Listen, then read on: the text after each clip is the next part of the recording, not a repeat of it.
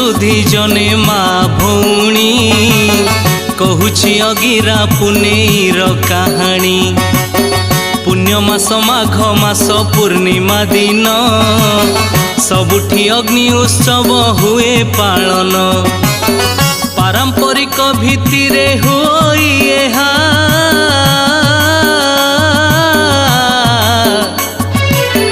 पूर्वपुरुषरु चालुथिला से जहा अग्नि देवतांकु नेई एही पर्वटी समाजरे जहार गुरुत्व रहिछि। आम एई भारतीय परंपरा रे अग्नि को देवता भावी थांती मनरे।